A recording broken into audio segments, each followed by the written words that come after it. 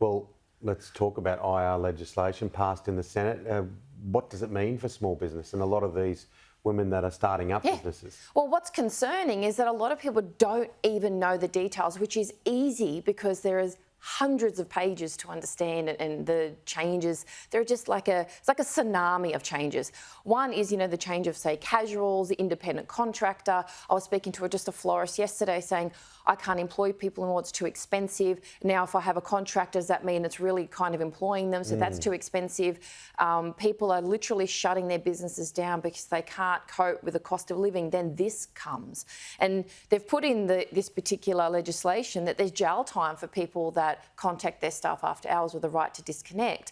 And Labor's saying, we didn't know about it. So what they're admitting is we didn't read all the amendments that we pushed through Parliament, which is the most irresponsible thing you can do, because we as the people rely on our government to read every single thing and involve businesses in the discussion, which they weren't as well.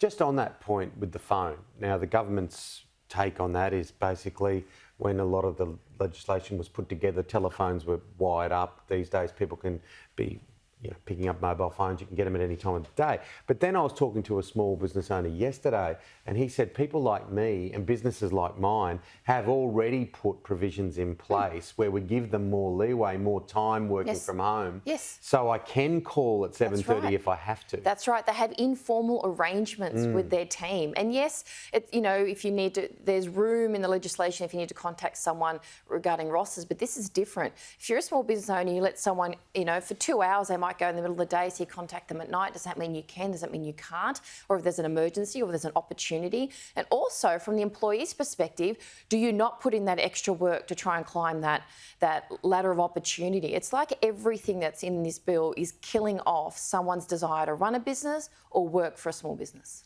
What about being an entrepreneur? There's a new report Yes. come out. Yeah. So the Australian startup, it's like report for the startup world, which is very interesting because not much has changed when it comes to female-owned entrepreneurs or businesses that run by female entrepreneurs, because they only get around 4% of the funding. There has to be essentially a bloke running the business with them to get more.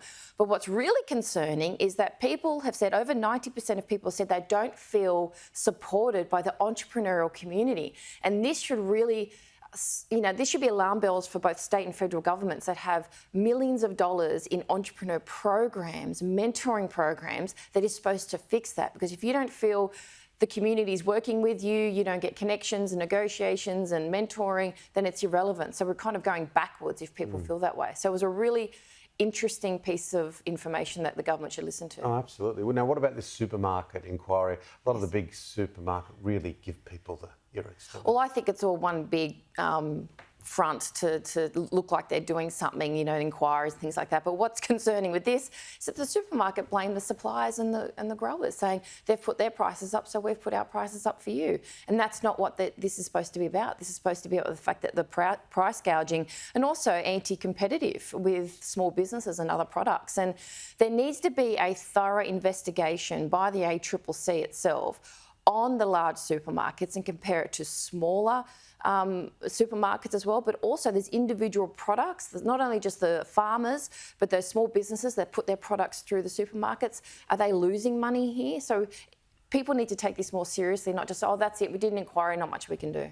And it's only anecdotal advice, and I know a lot of people already do it, but it's important for people, when you're shopping, give yourself another 20 minutes and look for the specials, because often you could be getting things half price. Yes. But That's you're not true. looking for it. That's true, but also be careful that if you support the supermarket's own brand, what you're doing, because they actually undercut the supply to get that to sell it to people. And also what you're doing is the brand next to it, which is run by an actual family business, is losing out. So pay a bit more and buy that if you can. Yeah, if you can, but if you can't, yeah. Yeah, absolutely. Now, small business tip of the week. What is Amanda's small business tip of the week for this week? Nurture your community. So it's going to be really, really tough this year. So a lot of people don't go out to their local community, their current clients and customers, and say, buy from me. Again, with the florist I was talking to, business is dropping. Go out to the people and say, hey, if you're buying something or a gift this week or this month, can you consider me? So communicate on social media, communicate one-on-one with local businesses in the area, partner with them, have packages available. Keep it very close-knit with community because money's getting tight and people are cutting back. But if they have a connection, a personal connection to you as a business, they'll buy from you before anyone else. Yeah, and often you're like, even if we're just talking about produce here, Rob, finally, if you're buying from the butcher, Yes. buying from the fruit shop, it's a bit more effort. you're going to get better quality generally. You are. And you're paying for someone's school fees. Yeah, and someone, if you're giving them regular service, they'll look after you anyway. That's exactly right. Do it again next week. Yes.